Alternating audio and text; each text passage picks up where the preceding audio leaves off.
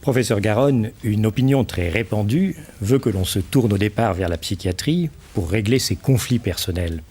Est-ce qu'il y a une part de vérité dans cette idée reçue ? Si, je pense qu'il y a un certain nombre de psychiatres ou des personnes qui s'occupent de psychiatrie qui ont peut-être choisi la psychiatrie pour des raisons personnelles. Ce n'est pas la majorité, je crois. Mais vous-même, alors, qu'est-ce qui vous a poussé à entrer en psychiatrie il y a 40 ans ? Eh bien, sur un plan personnel. Il faut dire que j'y pensais pas. J'y pensais pas, c'est un peu par hasard que je suis rentré dans la psychiatrie. Au cours de ma formation de médecin postgradué, je voulais faire de l'endocrinologie et je m'étais dit qu'il fallait faire une fois une année de psychiatrie si on voulait avoir une vision plus complète de la médecine. Et c'est comme ça que je suis entré en psychiatrie. Et c'est en fait l'intérêt de la discipline, toutes les choses qu'il y avait à faire sur le plan de la science psychiatrique, mais surtout, c'est l'approche des patients. Là.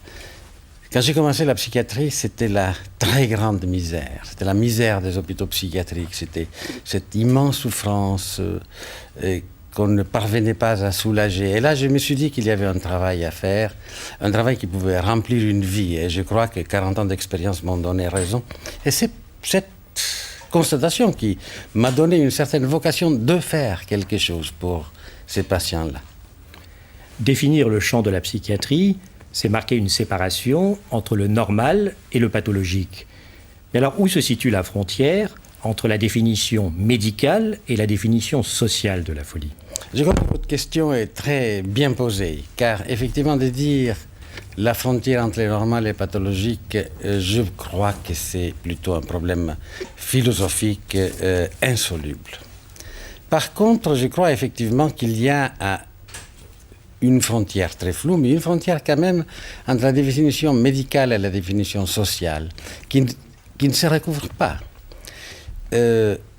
Un patient considéré comme atteint de troubles psychiatriques par la psychiatrie, par la science, n'est pas nécessairement un patient qui, par ailleurs, peut être considéré comme un patient atteint de troubles par la société, car il ne dérange pas, il n'a pas de manifestation particulière de comportement, son adaptation, comme on dit, est excellente et il n'a pas de troubles relationnels très particuliers. Et il peut pourtant être atteint de troubles psychiatriques. Un autre patient, alors par contre, il dérangera la société, il aura lui-même de grosses difficultés, il se plaindra d'une manière ou d'une autre, et à ce moment-là commence la définition sociale. Donc, elle se recouvre, mais pas tout à fait. Et les limites sont très floues. La psychiatrie définit deux grands types de troubles psychiques, les névroses et les psychoses. Mais alors, qu'est-ce qui permet de les distinguer ? Bon, la névrose, c'est quelque chose qui est tout proche de la normalité. Auparavant, on disait le névrosé, celui qui est atteint d'une névrose, c'est quelqu'un qui est conscient de sa maladie, qui en souffre, qui n'en fait pas souffrir les autres. Alors qu'inversement, les psychotiques, c'est quelqu'un qui a des troubles encore plus graves, plus globaux, plus complets, qui fait souffrir un tout petit peu les autres, qui en souffre beaucoup lui-même aussi, mais qui n'est pas conscient de sa maladie. Je crois que cette notion de la psychose anosognosique, c'est-à-dire qui s'ignore elle-même, est tout à fait à rejeter. Je crois qu'une définition plus précise, c'est dire la névrose, c'est un trouble psychiatrique beaucoup plus léger, effectivement, que la psychose. Je ne dis pas moins tenace, mais plus léger, et qui est compatible avec la vie normale, même si parfois les troubles sont assez gros, comme des obsessions, par exemple, ou des phobies. Alors que la psychose, elle est peu compatible avec une vie normale, sinon incompatible, dans ce sens qu'il y a, par la souffrance du patient, par ses troubles, par ses perturbations, une perte de contact avec la réalité. C'est cette perte de contact avec la réalité, avec la constitution d'une nouvelle réalité qu'on appelle le délire, ou une déformation de la réalité, qui alors constitue vraiment la psychose. Donc on est vraiment dans un autre monde que celui de la névrose. Il existe deux grandes formes de psychose adulte, la schizophrénie et la psychose maniaco-dépressive. Quels sont les signes distinctifs de ces deux grandes maladies ? Oui, la schizophrénie, c'est une affection beaucoup plus sournoise, beaucoup plus lente, beaucoup plus chronique, on peut dire, ou beaucoup plus au long cours, comme on dit maintenant, alors que la psychose maniaco-dépressive, c'est une affection qui évolue par poussée.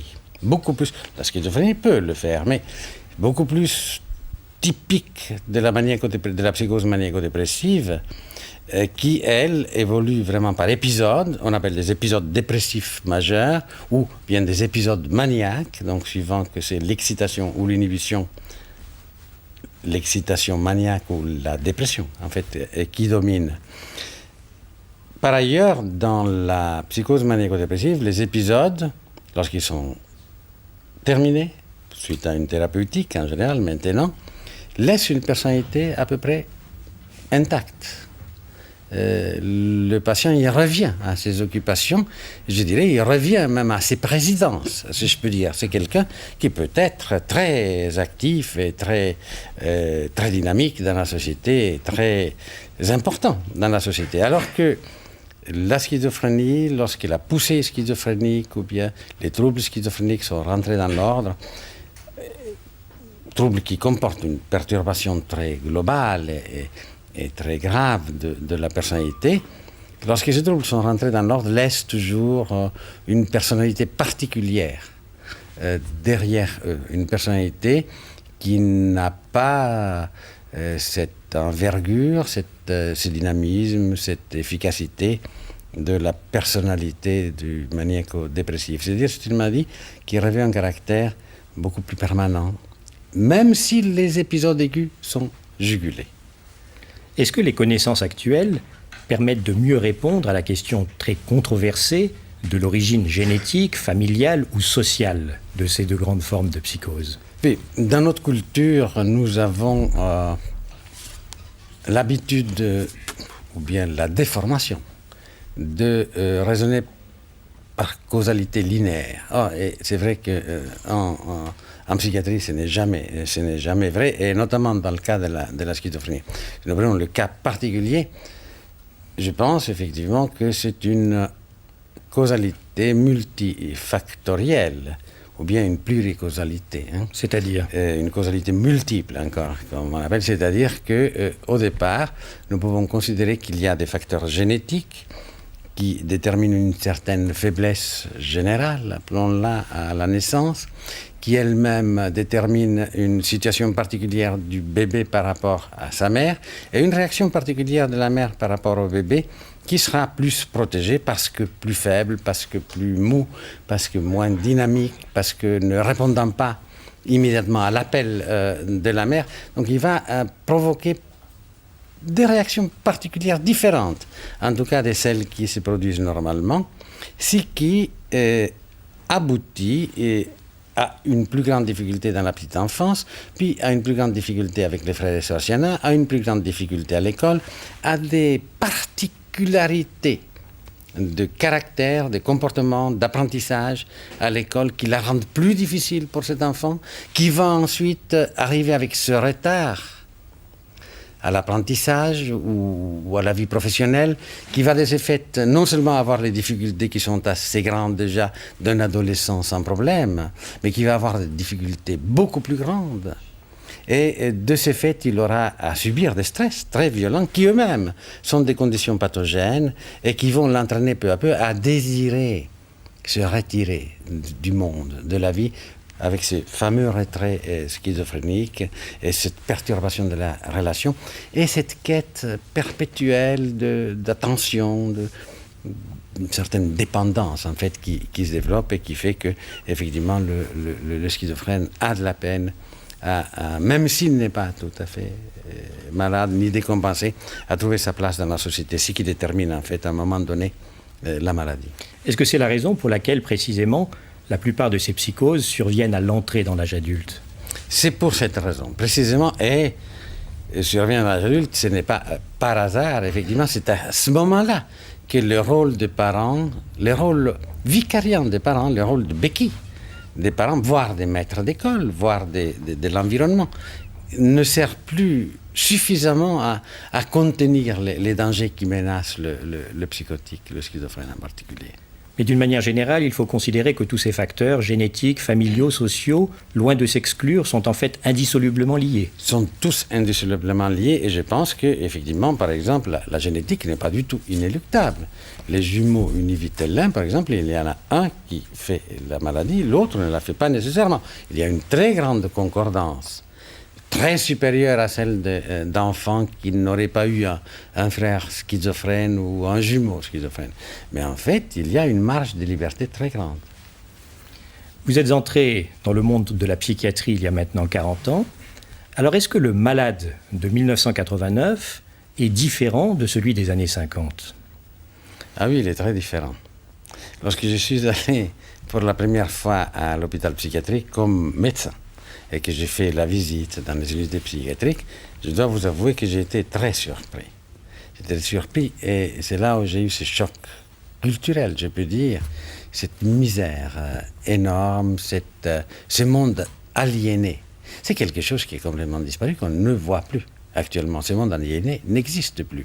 Et de plus, le patient, qui était souvent un patient agité, qui arrivait à la clinique entre 6 gendarmes, c'est arrivé ça, plus d'une fois, je l'ai vu, plus d'une fois, et qui avait tout cassé avant de venir, qui ne se laissait pas soigner, qui niait totalement sa maladie. Eh bien, tout cela c'est disparu maintenant et nous nous trouvons en présence des patients qui sont parfaitement conscients de leur maladie, qui la comprennent, qui la connaissent, ce qui est peut-être pour eux beaucoup plus pénible, car cette constatation est la constatation d'impuissance subséquente, des traitements différentiels dans la société, des rejets dans la société très souvent, est beaucoup plus pénible à supporter et détermine ce tableau dépressif qui caractérise le schizophrène d'aujourd'hui, qui se présente comme un homme pas très différent, un homme plus triste, ne sachant pas très bien se débrouiller, ni dans le travail, ni dans les relations interpersonnelles. Je pense que c'est comme ça qu'on peut les caractériser aujourd'hui. Cela signifie que vous rencontrez très rarement des psychotiques heureux ? Et je rencontre pratiquement jamais des psychotiques heureux. Je pense que c'est un grand malheur. Et est-ce que cette souffrance se retrouve très souvent dans le milieu familial ? Cette souffrance a des répercussions grandes sur le milieu familial qui lui-même se sent affecté par la souffrance du patient. Et il voudrait soit nier la maladie et se dire, eh bien, c'est quelque chose qui n'est pas important, ça va passer demain, hein, soit venir à son aide avec tous les moyens à disposition. Et avec toujours une certaine impuissance. C'est vrai qu'on a fait des grands progrès, mais que le fait d'avoir une maladie de ce type, du type schizophrénique, reste encore actuellement vraiment une charge très grande pour une famille. Mais qu'est-ce qui explique fondamentalement cette grande différence dans le vécu du patient d'aujourd'hui par rapport à celui des années 50 ? Je pense qu'il y a un changement dans la psychiatrie, tout d'abord, qui a fait des progrès, notamment dans le domaine thérapeutique, dans le domaine, disons, de la prise en soin des patients. Et il y a eu un énorme changement qui s'est traduit, par exemple, d'une façon exemplaire, par le nombre de lits psychiatriques destinés à des malades de l'esprit. Hein. Dans les hôpitaux, il y avait, si vous voulez, l'idéal était considéré il y a 40 ans, de 4 lits pour 1000 habitants. Et actuellement, nous en sortons avec 0,2, 0,25 lits pour le même nombre d'habitants, avec des durées de séjour qui étaient jusqu'à 30 ans.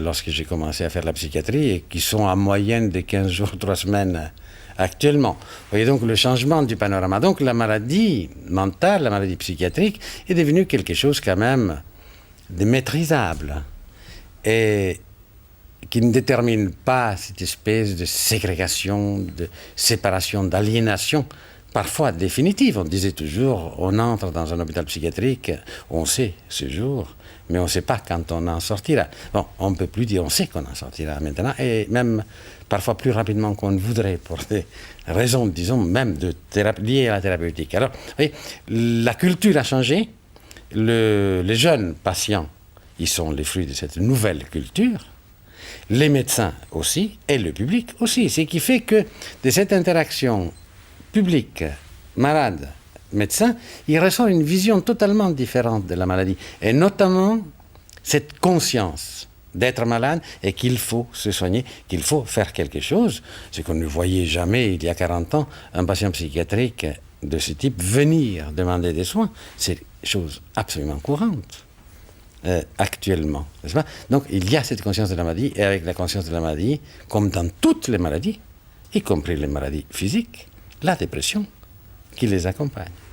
Mais est-ce que ce ne sont pas essentiellement l'apparition des neuroleptiques et des antidépresseurs apparus dans les années 50 qui ont permis au départ cette révolution? Certainement. Certainement, c'est-à-dire que les neuroleptiques et les antidépresseurs sont le point de départ d'une révolution, en quelque sorte, qui est plutôt une évolution. On a appelé ça la troisième révolution psychiatrique. En fait, c'est une évolution, car sur cette action médicamenteuse, sur ces premiers résultats thérapeutiques qui ont paru au début spectaculaires, qu'on a beaucoup relativisé par la suite avec raison, on a pu greffer toute une série de moyens thérapeutiques, telle la psychothérapie, telle l'ergothérapie, telle la sociothérapie, telle les approches corporelles, telle la thérapeutique par la danse, par la musique, enfin, toute une série de moyens thérapeutiques qui sont venus se centrer sur le même patient avec une participation active de toute l'équipe soignante, qui est le grand changement, à mon avis, dans la thérapeutique. Donc, c'est sûr, je parle des grandes psychoses maintenant, hein, avec une participation de toute l'équipe soignante qui avant faisait du gardiennage, en fait. Et actuellement, elle fait de la thérapeutique active. Bon, c'est quand même un autre programme, n'est-ce pas? Alors, si on met tous ces facteurs ensemble, on dit, bon, les neuroleptiques ont leur part maintenant. Mais il y a tout le reste. Mais c'est vrai que le point de départ, ça a été la possibilité d'approcher le malade inapprochable au départ. Et c'était écrit, n'est-ce pas, dans tous les livres de psychiatrie, il y a dit inapprochable, imprévisible. Par exemple, pour certains patients. Bon, ça n'existe plus, tout cela, n'est-ce pas? Tout patient est approchable, tout patient est relativement raisonnable, et on peut toujours discuter avec lui, et on peut donc entreprendre une thérapeutique multifactorielle avec lui, pluridisciplinaire en général. Les neuroleptiques ont permis de couper le délire du patient, mais est-ce qu'ils n'ont pas accentué sa souffrance? Ils ont accentué sa souffrance, évidemment, sa souffrance dépressive surtout, n'est-ce pas? Puisqu'ils ont donné au patient conscience de sa maladie qui était niée par ce processus particulier qu'est le délire, que l'on considère souvent comme une maladie de plus, et qui en fait est un processus de guérison, entre guillemets, de la maladie, puisque le patient essaye de se sortir de la triste réalité en créant une autre, qui est la réalité délirante, la néo-réalité délirante. Alors si vous lui enlevez son délire, vous lui enlevez vraiment quelque chose qu'il avait fabriqué lui-même pour se protéger de la souffrance.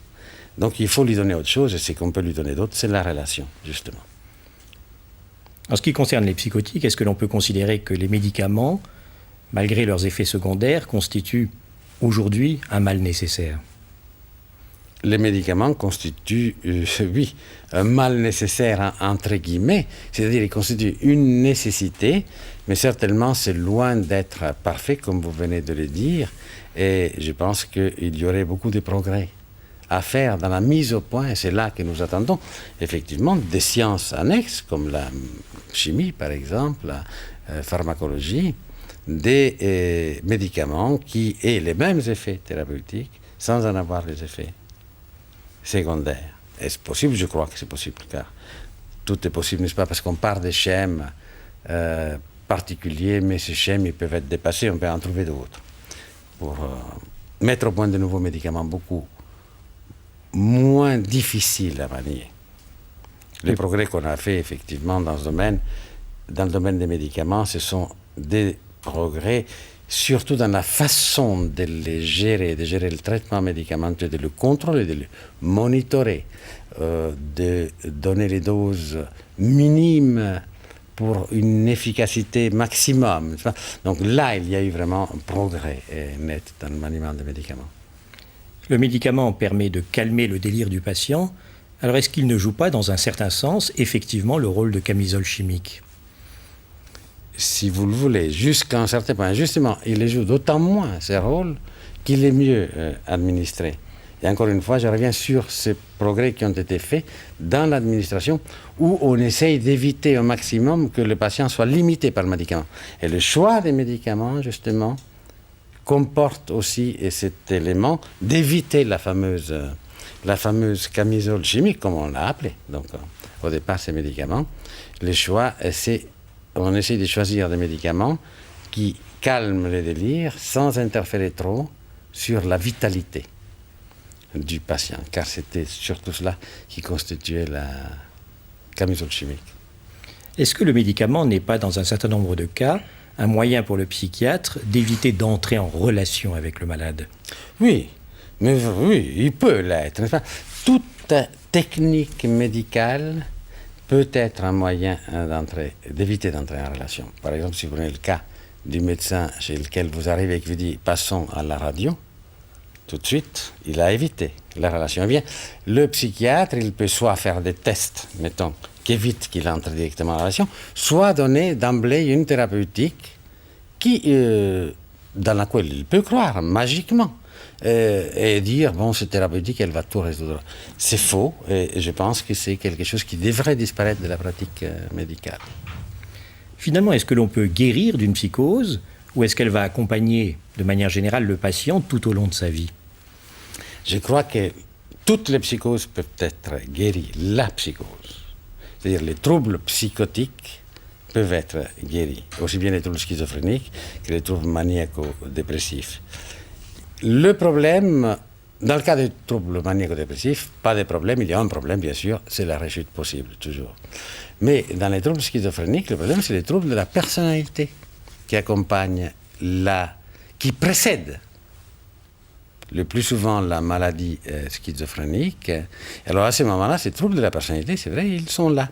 C'est pourquoi il est absolument indispensable, justement, de faire simultanément au traitement pharmacologique qui va réduire les troubles psychotiques, soit une psychothérapie à tendance pédagogique, à tendance cognitive, à tendance rééducative, une espèce, si vous voulez, de rééducation à la vie, en quelque sorte, qui semble, ou d'éducation, tout simplement, à la vie, qui semble indispensable pour permettre à ces patients de pallier au maximum aux troubles de la personnalité, qui entraînent des troubles de la relation, qui entraînent son malaise dans la vie, qui entraînent la rechute, dans la psychose, très souvent. Donc je pense qu'il faut mettre vraiment le paquet si on veut aider un patient psychotique. Il ne suffit pas de lui donner des médicaments, absolument pas. Mais est-ce que les moyens de la psychiatrie ne restent pas malgré tout très modestes d'une certaine façon ? Les moyens de la psychiatrie restent relativement modestes par rapport à notre attente. Enfin, nous aimerions disposer, et notamment, des médicaments beaucoup plus maniables, et de mieux savoir manier des techniques qui sont très difficiles et donc d'un accès difficile aux praticiens. C'est-à-dire qu'il est très difficile de disposer d'une masse de soignants parfaitement compétents, non pas parce que les gens sont bêtes, mais tout simplement parce que la psychiatrie, c'est un métier extrêmement difficile et qui nécessite un apprentissage extrêmement long. Au bout des 5 ans que l'FMH demande, le psychiatre commence à balbutier la psychiatrie. Il faut peut-être 10, peut-être 12 ans pour acquérir une certaine maîtrise, mais vous voyez ce que cela représente comme apprentissage.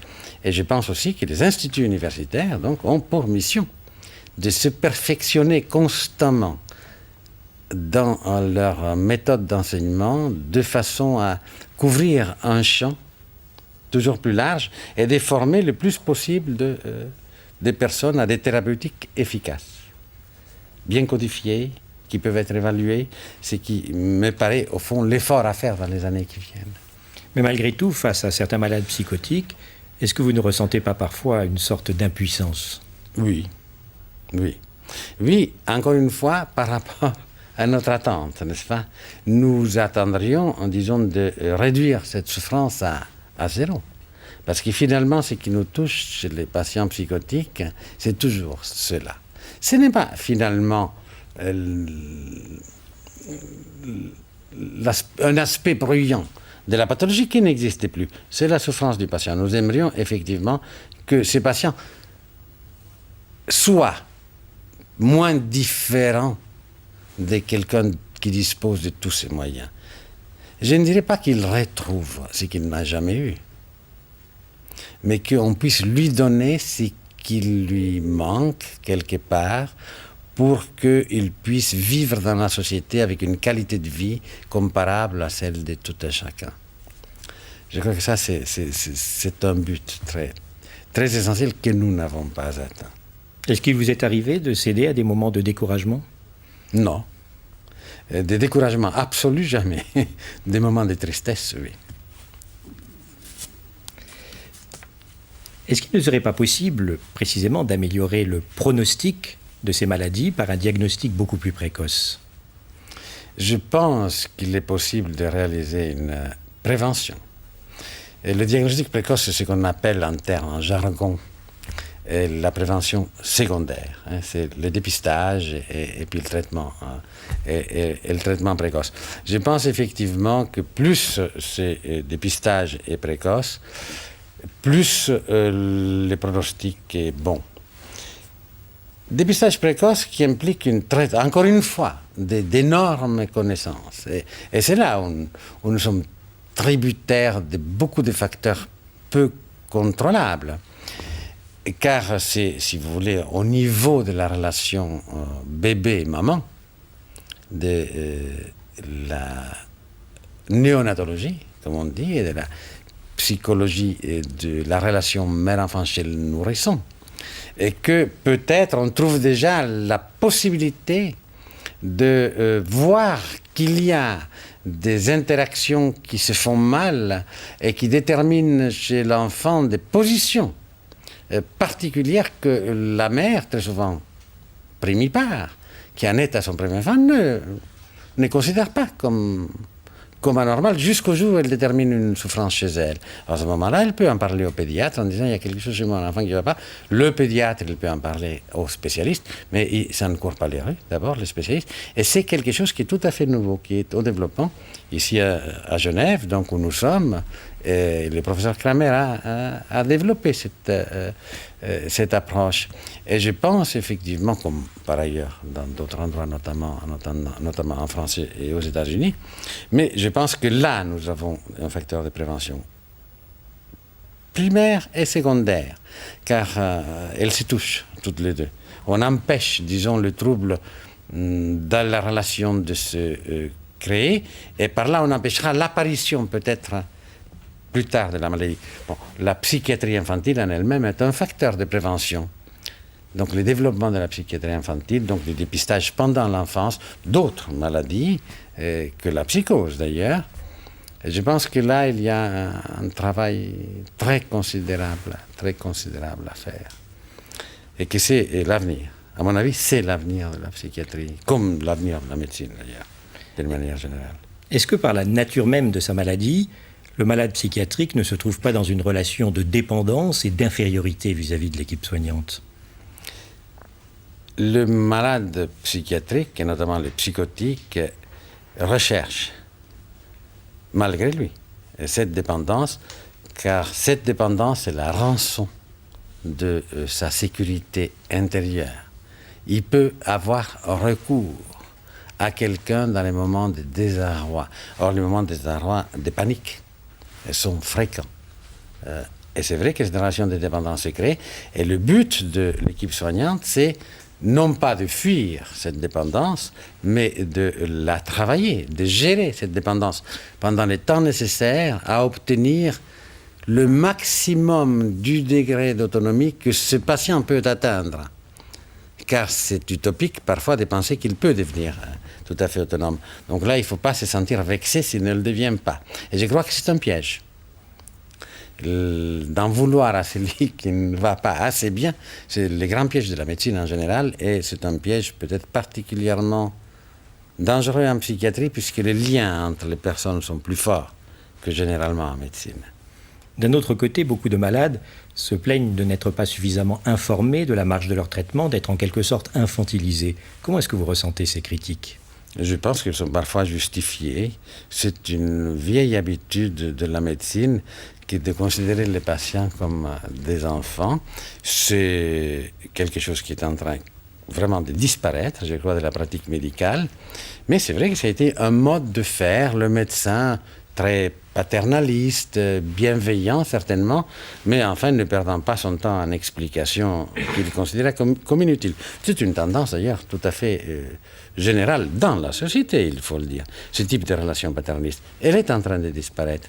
Elle est en train de disparaître de plus en plus, surtout si la culture générale, disons, de la population augmente, c'est-à-dire le niveau culturel augmente, c'est quelque chose qui est en train de disparaître parce que le patient aussi il réclame d'être informé et il l'exprime de plus en plus clairement. Je vous dirais, inversement, qu'il y a toute une population qui ne veut rien savoir et qui vous dit, monsieur, au médecin, c'est votre boulot, moi ça ne m'intéresse pas, guérissez-moi. Ça existe beaucoup plus souvent que vous ne pensez. Est-ce que les considérations d'ordre éthique ne prennent pas une place beaucoup plus importante encore en psychiatrie que dans les autres domaines de la médecine ? Oui, les considérations éthiques prennent plus de place parce que peut-être en psychiatrie, plus que partout ailleurs, la globalité est une réalité prégnante.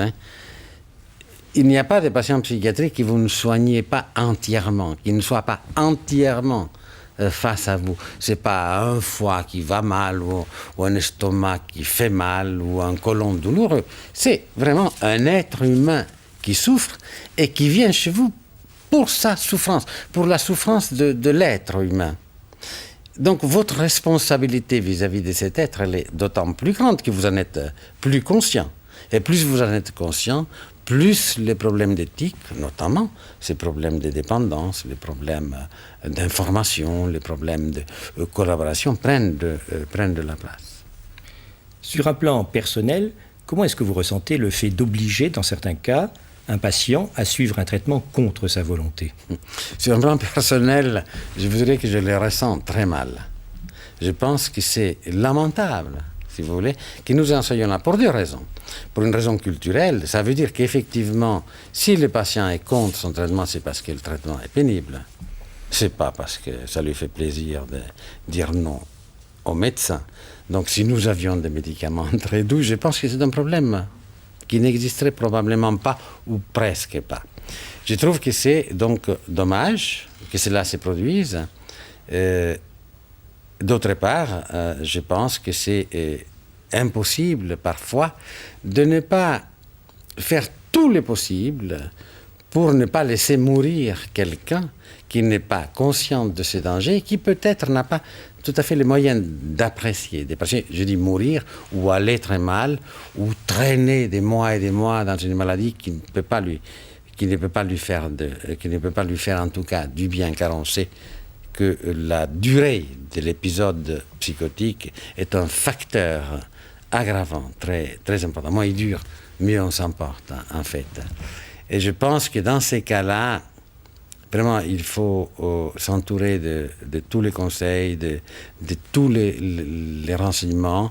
Il faut essayer vraiment de faire adhérer, d'amener le patient à adhérer à cette nécessité d'un traitement pour lui.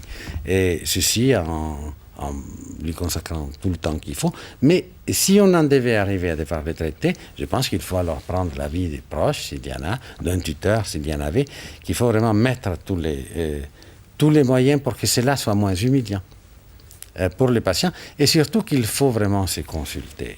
Il faut être plusieurs à prendre cette décision. Il ne faut pas la prendre tout seul. C'est trop important. Est-ce que les associations de défense des patients qui se sont créées un peu partout n'ont pas eu, somme toute, un rôle positif en obligeant la psychiatrie à s'interroger sur elle-même ? Elles ont eu un rôle extrêmement... Vous savez, l'antipsychiatrie, pour commencer, qui a mis en question la psychiatrie, qui a mis en question la société. Je pense que c'est très important. Qui a mis en question les familles, qui a mis en question les psychiatres, qui a mis en question les médecins. Je pense que c'est un facteur très important d'abord. Puis ensuite, les associations qui sont beaucoup plus responsables, puisqu'elles sont impliquées. Je pense les associations qui partent presque toujours des proches des patients, qui partent parfois des patients eux-mêmes, qui partent parfois de ceux qui ont fait l'expérience de la maladie. Elles sont donc beaucoup plus compétentes. Je voulais que les antipsychiatres ne l'ont été jamais, parce qu'il y avait beaucoup de théorie et un peu de politique là derrière. Effectivement, je pense que c'est un facteur très important des progrès pour la psychiatrie et surtout de prise de conscience de responsabilité du médecin et du médecin psychiatre, notamment face à la maladie psychiatrique. Est-ce que vous n'êtes pas frappé par les reproches, parfois parfaitement contradictoires, qui sont adressés à la psychiatrie? Bon, je ne suis plus frappé maintenant, mais j'étais très frappé quand j'étais plus jeune. Je me disais, mais enfin, si je suis un psychiatre extra-hospitalier et qu'on me demande d'hospitaliser tel patient que j'estime qu'il n'est pas très grave, on me tombe dessus. On me dit, mais enfin, vous laissez circuler des gens dangereux. Et parfois, c'est vrai, il est arrivé que de faits désagréables arrivent, et qu'on me le reproche même judiciairement. Et parfois, c'est l'inverse. Si on a un patient hospitalisé et qu'on le traite ou bien qu'on le garde, on nous dit, mais enfin, vous enfermez les gens pour un oui, pour un non. C'est vraiment une position assez difficile. La porte étant très étroite, comme le disait un de nos édiles, entre la liberté individuelle et les besoins du patient et de la société. Mais c'est vrai que nous sommes, de ce fait-là, exposés à beaucoup de critiques. Je crois qu'il faut y faire face avec beaucoup de sérénité, mais qu'il faut en tirer chaque fois un enseignement. Parce que c'est vraiment... parce que nous ne sommes pas parfaits, n'est-ce pas? Si nous étions parfaits, ça n'arriverait pas. Quel est à vos yeux le changement le plus profond qui est intervenu dans le monde de la psychiatrie au cours des 2 dernières décennies? Le changement le plus profond, c'est la thérapeutique. C'est les progrès qui ont été faits en thérapeutique. Et à travers ces progrès qui ont été faits en thérapeutique, j'ai thérapeutique biologique, thérapeutique psychologique, thérapeutique sociale, c'est dans ces domaines-là que les progrès ont été faits et qui ont permis alors ce qu'on a appelé effectivement cette fameuse 3e révolution psychiatrique, c'est-à-dire l'ouverture des hôpitaux, le transfert, si vous voulez, de la responsabilité, de la gestion de l'anomalie psychiatrique, de l'asile à la cité. Et toute la société, toute la population devenant en quelque sorte les gérants, les porteurs de ces problèmes, au lieu de faire une espèce de grande bulle à côté, si possible à la campagne, où l'on enfermait tous les patients psychiatriques, ou bien les mettre dans une nef, n'est-ce pas, la nef des fous, comme on disait. L'hospitalisation de l'asile ayant été lui-même un progrès en son temps. C'est-à-dire, paradoxalement, ça paraît très paradoxal, mais ça a été le passage du régime carcéral, du régime d'exclusion, du régime pécamineux aussi, pécamineux et délinquant de la maladie, à un statut de malade. Et c'est en 1815-1830 que, tout d'abord, Pinel a brisé les fameuses chaînes, il y a ces tableaux célèbres, et que Esquirol a essayé de faire des asiles aussi confortables que possible, où les patients trouvaient sa place, son espace, de façon à ce qu'ils ne souffrent pas à ce qui était l'hôpital général ou la prison, comme c'était le cas avant. Vous voyez, alors l'asile a constitué une étape, mais qui est devenue par la suite quelque chose de négatif, qui est devenu un univers concentrationnaire. Eh bien, espérons de ne plus jamais voir ça, et que non plus nous ne constituons pas des ghettos semblables dans la société, parce que ça serait une tendance, puisque les patients psychiatriques ne sont pas toujours bien adaptés, d'en faire des citoyens à part non entière, c'est le moins que je puisse dire, et puis d'essayer de les cantonner dans des lieux qui leur appartiendraient, clubs ou autres, n'est-ce pas, par exemple, et sans leur permettre l'accès aux lieux où tout le monde va. Précisément, les malades psychiatriques passent désormais l'essentiel de leur vie hors de l'hôpital, mais est-ce qu'ils ont leur place dans cette société ? Et justement, ils l'ont pas tout à fait, car, il faut le dire, leur comportement parfois laisse à désirer. Leurs besoins ne sont pas les mêmes que ceux de la population qui peut se considérer comme autonome, si je peux dire. Il y a un poids que les autres considèrent porter et qui fait que le patient se sent très souvent mis à l'écart de la vie de tout le monde et que sa qualité de vie, par exemple, est une qualité de vie certainement inférieure à celle de la moyenne de la population. Est-ce que la maladie psychiatrique, aujourd'hui encore, dans notre société rationnelle, ne continue pas d'exercer une sorte de crainte très particulière? Ah oui, même chez les médecins. Même chez les médecins qui ont suivi pourtant des cours de psychiatrie, qui ont vu des patients qui devraient ne plus considérer le patient psychiatrique comme quelqu'un de dangereux ou comme quelqu'un de contagieux, si je peux dire, entre guillemets, n'est-ce pas? D'ailleurs, le psychiatre, il suivi parfois ce sort-là, c'est-à-dire qu'il est considéré par les autres médecins comme un médecin un peu suspect. On ne peut pas, et comme l'autre qui s'occupe de toute façon de choses auxquelles on ne comprend rien, mystérieuses. Et je pense qu'effectivement, il y a quelque chose d'incontrôlable dans la maladie. Et c'est peut-être ce côté incontrôlable qui est aussi greffé sur le psychiatre, n'est-ce pas? C'est quelque chose d'incontrôlable, car l'homme a passé toute sa vie à essayer de se contrôler, de contrôler ses pulsions, de contrôler ses instincts, de contrôler son comportement et de maîtriser son environnement. Or, précisément, la maladie psychiatrique enlève le contrôle de soi-même et enlève la maîtrise sur l'environnement. Et de cette crainte de perdre ce que l'homme a acquis par la maladie, eh bien, provient, je crois, la peur de la psychiatrie et la peur de la maladie mentale dans la société, dont chacun se sent une proie potentielle. Car tout le monde peut très bien se représenter ce que signifie perdre le contrôle de soi-même et ce que signifie perdre la maîtrise de l'environnement. C'est quelque chose de parfaitement concevable. Et je crois que c'est cela qui constitue la peur de la maladie. Professeur Garonne, nous voici parvenus au terme de cet entretien. Merci de nous avoir fait mieux connaître ce monde très particulier et très méconnu de la psychiatrie, un monde auquel vous avez consacré 40 ans de votre existence.